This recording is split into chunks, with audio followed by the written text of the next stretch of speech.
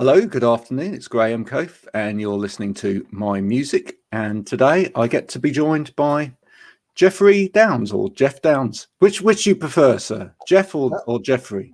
Either works for me. As long as Downes is in there somewhere. Yeah, exactly.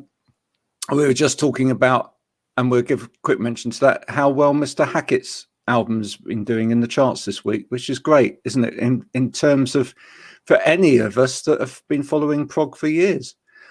I think that any top 10 album, from a prog aficionado is a pretty good result. So well done, Steve.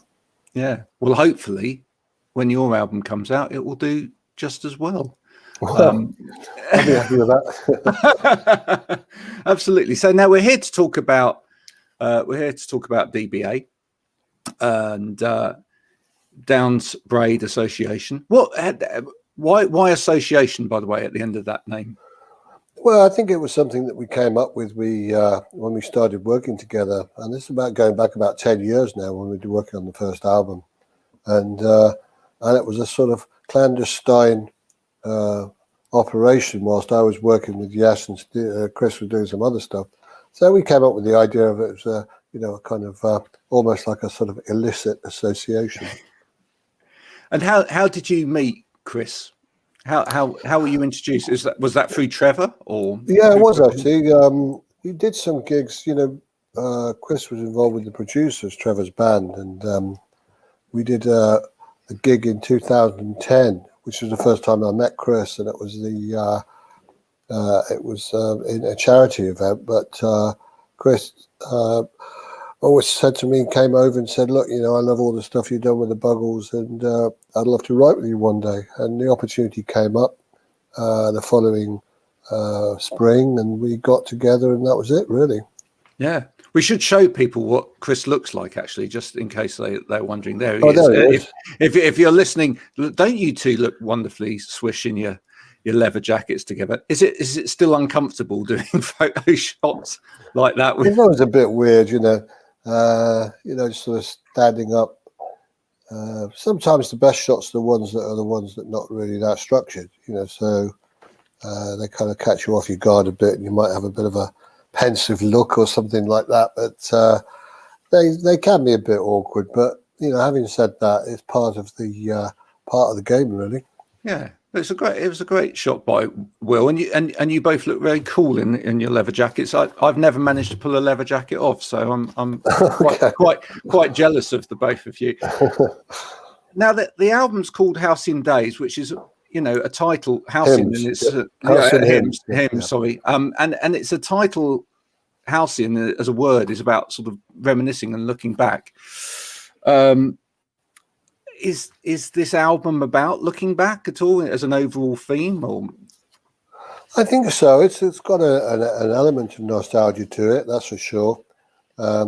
Certainly with the way that we've been living our lives for the last year, I think people's imagination has gone to things that they've done in the past and when they weren't, in this kind of situation. So there's some element of that in there as well. And also I think that it's, a lot of the songs are very kind of pastoral. They're quite bucolic in their presentation. So I think that it sort of came about almost automatically. It kind of, chose itself, really, if you like. Yeah. Was the majority of this written in this pandemic, or was a lot of it written beforehand? No, I think that some of my ideas that I sent to Chris initially were from previous, but I think that it was really this whole thing that fueled Chris to have a look at this pack of ideas I'd sent him, and he started to pull them apart and look at the whole thing. And it's the way that we've worked really for since the beginning, where we've exchanged a lot of files over the internet, with Chris living in LA at the time, and me being over here in the UK. So it was really a kind of necessity, really. And when you look at the way quite a few people have been operating for this last year, it's almost become the norm now that people obviously can't get into a room together to record or whatever. So this sort of toing and froing of files is something that's become the norm, I think. Yeah. King of Sunset is a particular favourite for me. Okay. And in terms of sound, you've got kind of like a little piccato sound sort of going all the way through that. You're known for your sounds. Did you spend an awful lot of time sort of playing because you had the time playing with sounds for this album? Yeah, well, I think that's one of my pet hobbies is tinkering with new sounds, and I think that if it goes back to the very beginning when I got interested in music per se, that I was very interested in not just the musical side, but also the technology side of it, and I think that's something that stuck with me throughout the years. That now that we've had all the keyboards have come and gone, and there's all these virtual instruments that are around, it still fascinates me, and I still find it very, very interesting. Yeah, and as you say, you now write that way. I mean, how much does that, when you're thinking about making a song quite grand, how much of that is now sort of opening doors to you thinking, well, actually, I can bring in that person from over there to do this little bit on this, as opposed to, years ago, you physically had to drag someone across the world to a studio to do it. Yeah, I mean, it has been going on for a while in various forms, when people collaborate, particularly vocalists in the past, they've sent the tapes over and someone's sung on that piece of music or that song. So it's not exactly something new, but I think that, as the technology has allowed us to be able to do this, it becomes a lot easier, and I think that it's great to reach out to all these different types of musicians that, I've played on all kinds of different things now, particularly over the last few years, that probably would not have been possible before.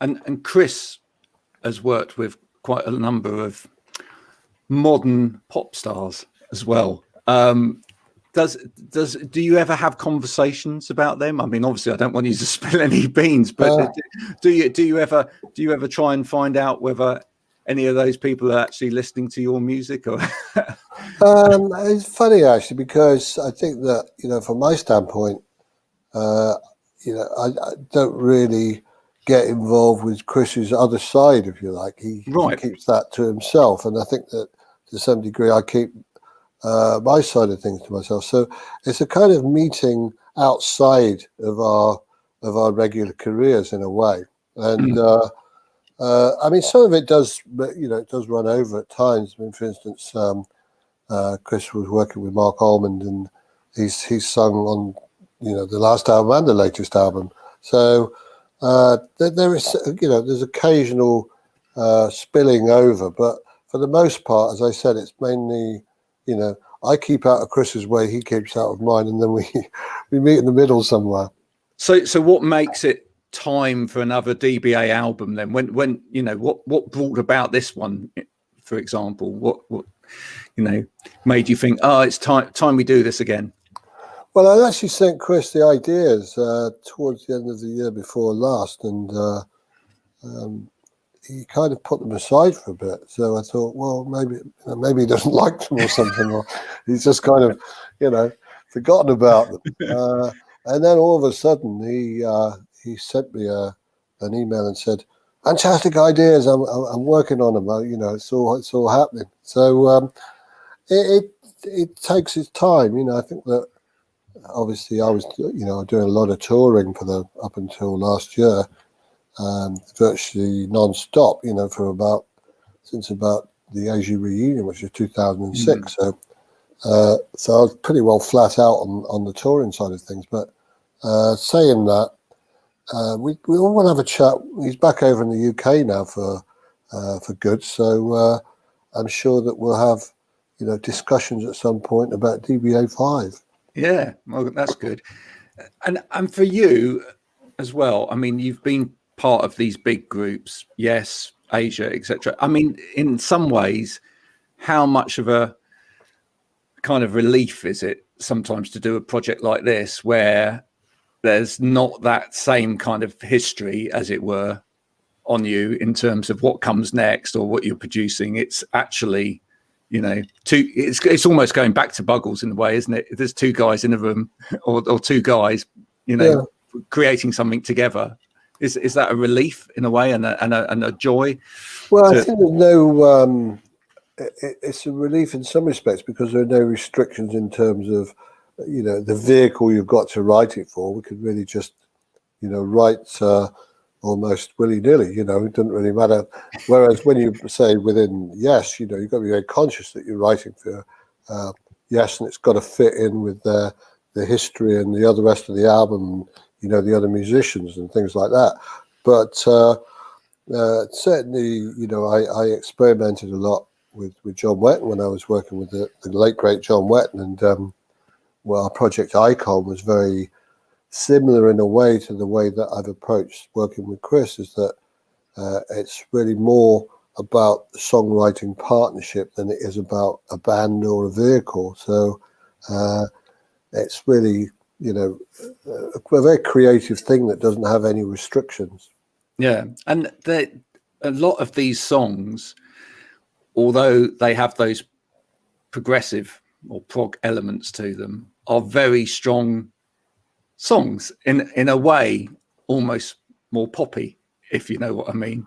Yeah, I mean it's they're melodic. They've got a lot of harmonic textures and things like that.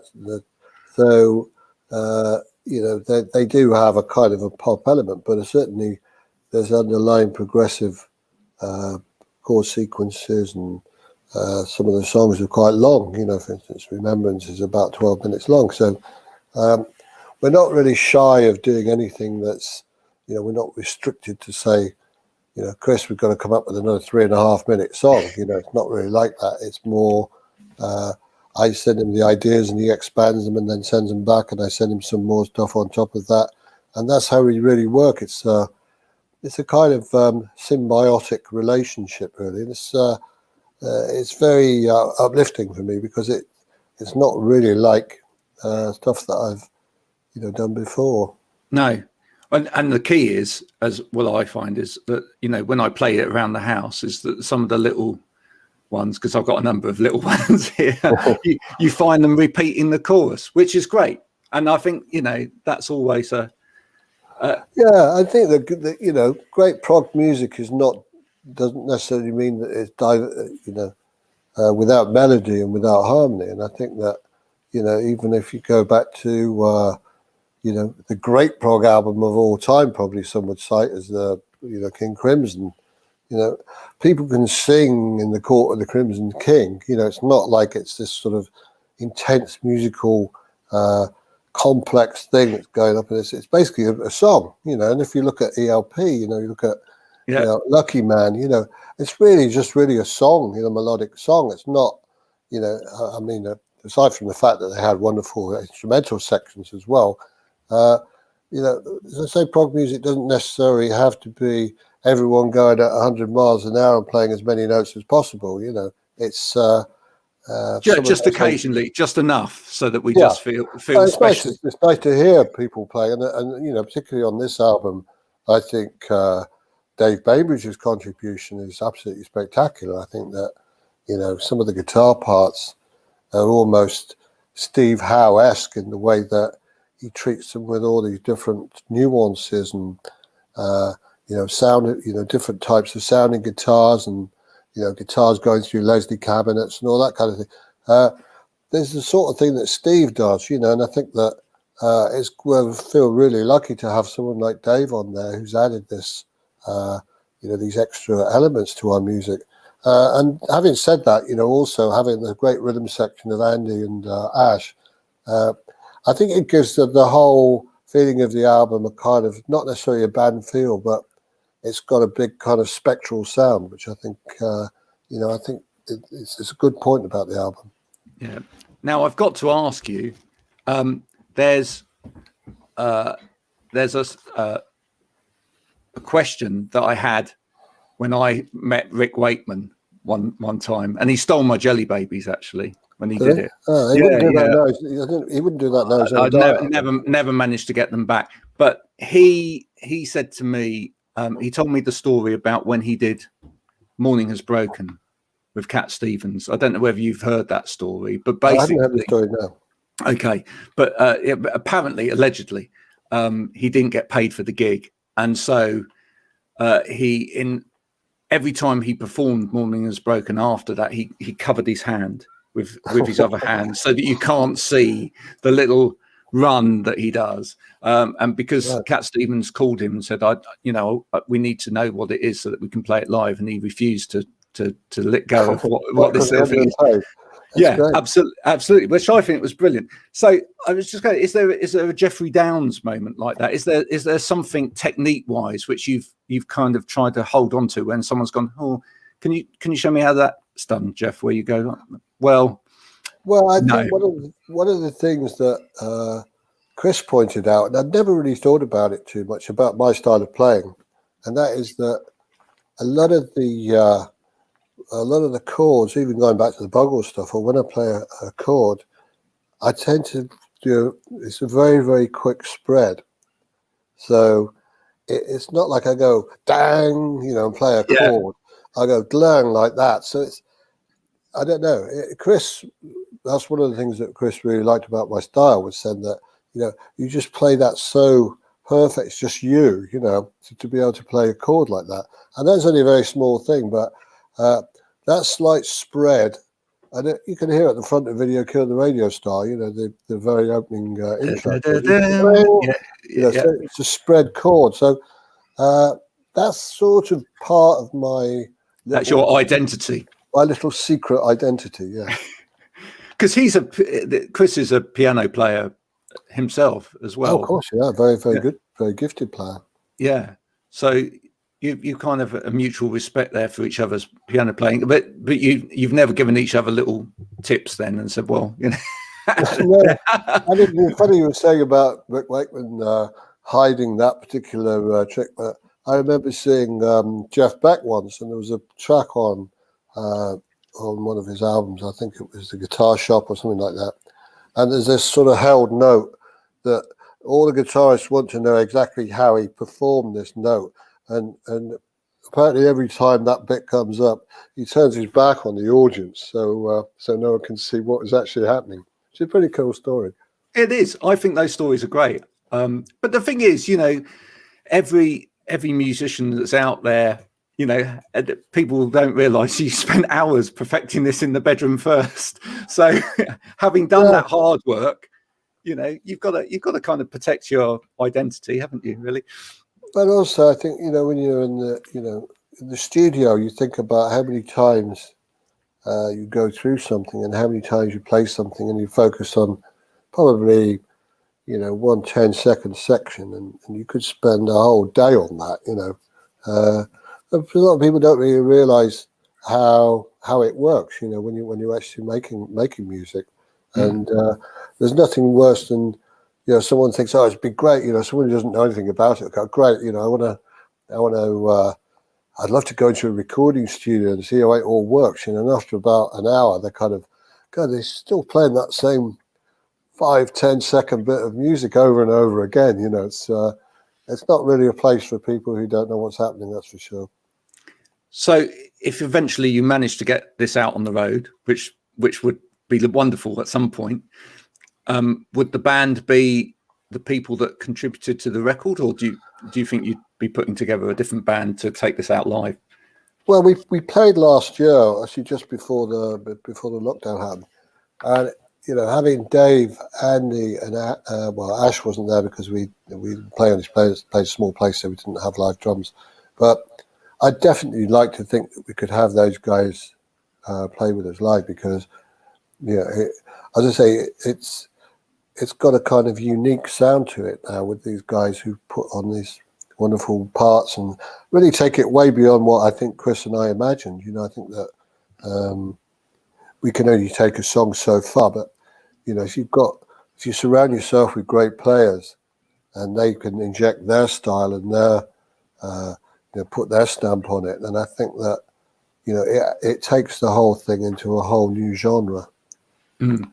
Do either of you orchestrate as well? Either yourself or Chris? Do you actually write? Yeah, I mean, I have done in the past, but it's more, I tend to be more of a keyboard orchestra now. But Yeah. I used to do jingles and I orchestrate for them because I studied arranging at music college, so I got some insight into that. But it's not something I would do largely for the. Most of my stuff is all sort of keyboard driven.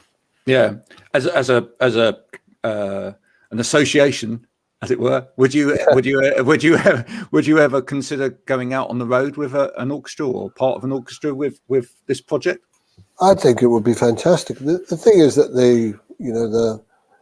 as Carl Palmer would tell you, the concept of going out with an orchestra can be a very, very expensive exercise. As they lasted about 3 weeks, I think, with a 90-piece orchestra with ELP. And I think it nearly broke the band, So, yeah, it's something I'd like to do. Certainly, having individual players, I think, someone cellist or a violinist, or Dave Longdon plays flute with us when we did that last gig. So, I think having individual instrumentalists is great, but whether or not for an orchestra start to get the actual logistics of it become a bit impossible, I think. Well, you're as you say, with all of your keyboards, you're enough of an orchestra anyway for everyone. So that's that was always my dream, was to be a keyboard orchestra. And I think that in terms of the bands that I've been with, I'm quite a different player from people like Rick or or Keith Emerson, for instance, because they're very much the virtuoso. They're the guys who've got all the chops and they're flying around all over the place. I think my style is much more orchestral. I'm much more textural, soundscapes, that kind of thing. But I suppose that's my gig. That's what I do. No, absolutely. And so there's a second single that's just come out, I think, from this.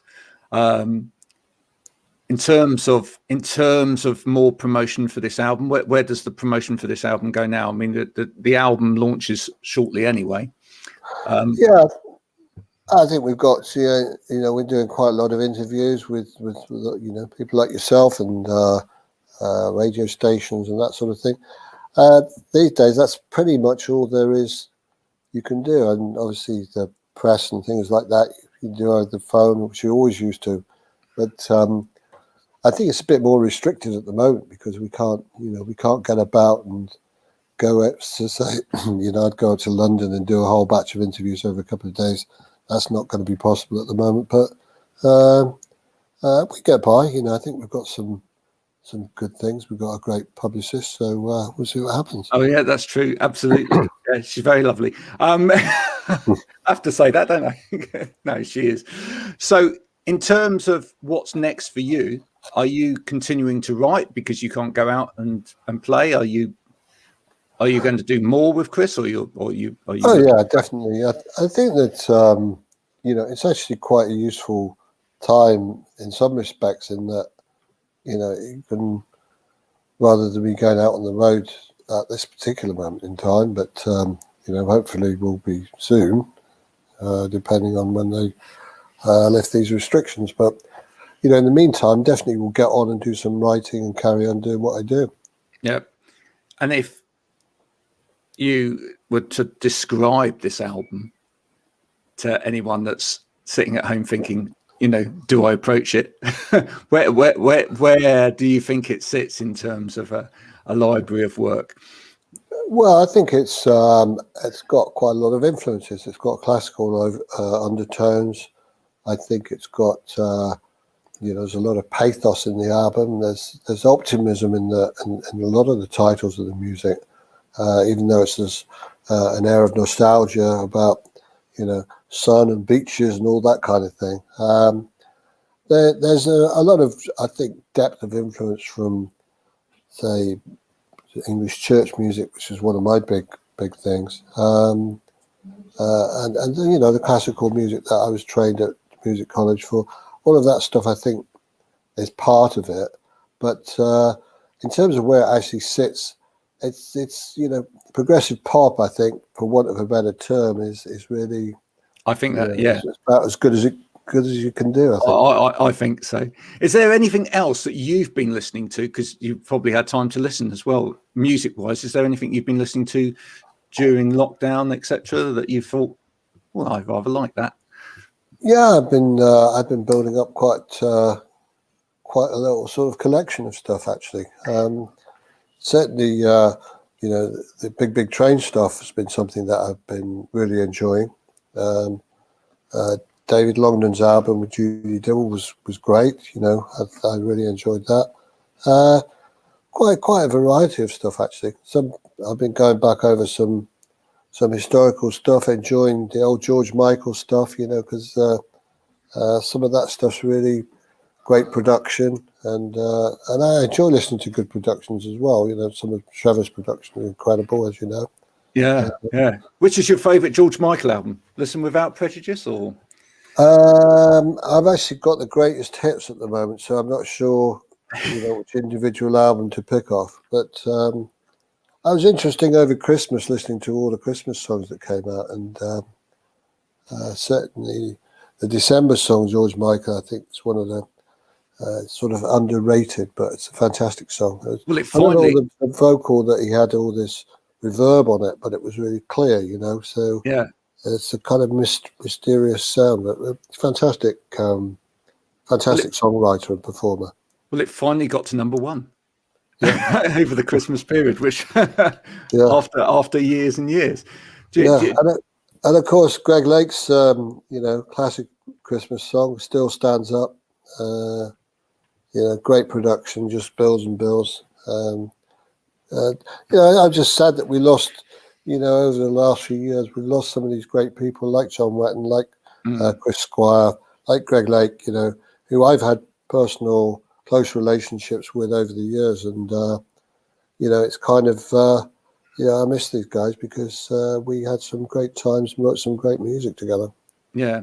Is there anyone in the prog world in particular that's coming through that you've kept your eye on? I mean, you mentioned one band there that are proggy, but is there anybody else in the kind of prog field that you think is? Well, I think that there's always stuff coming through.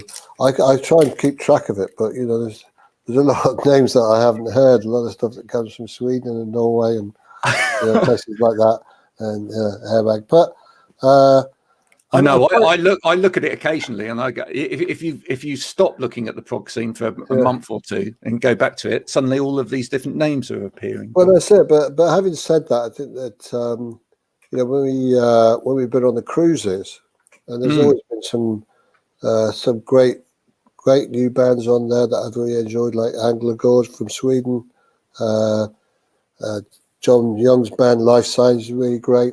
So there's a lot of stuff coming through. I think that these acts can do, and I think that it's a very tough time for them now because they're really the touring side of things to be able to lean on and present their music in that way.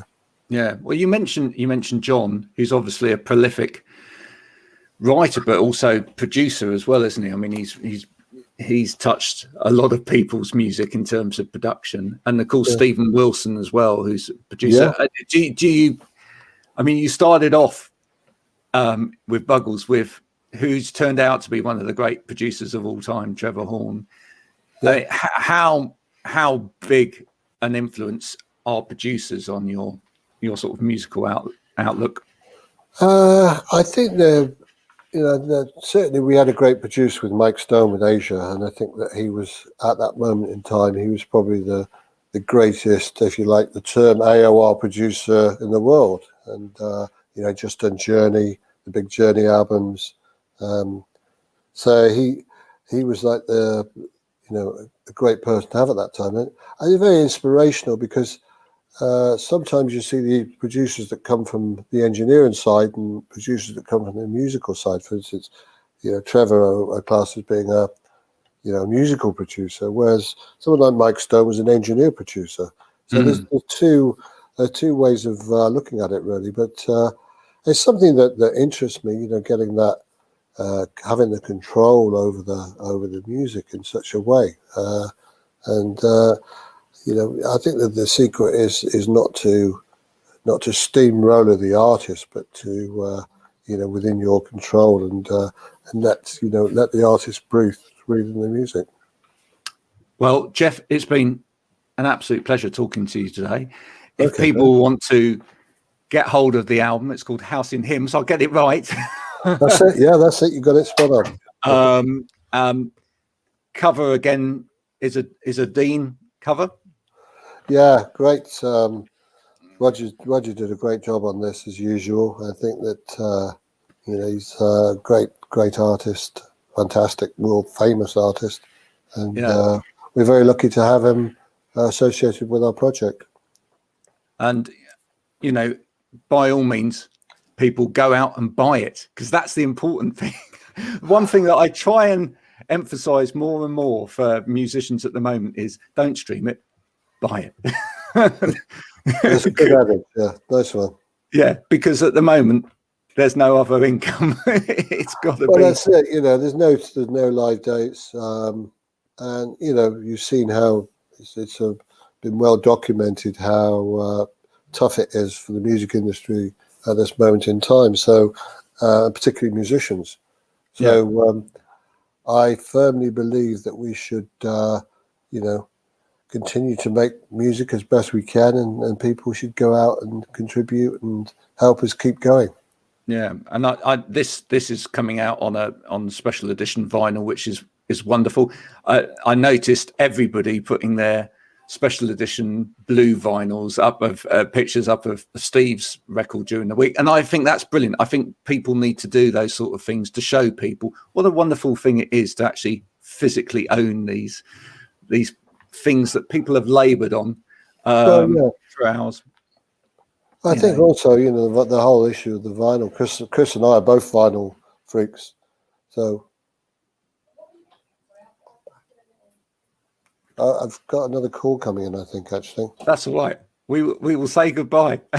Yes, okay. Sorry about that. I think I've got another interview coming in. No problem. Thank you so much for your time. Okay, no problem. All right. Okay, take care. Thanks a lot. Cheers. Bye. Bye.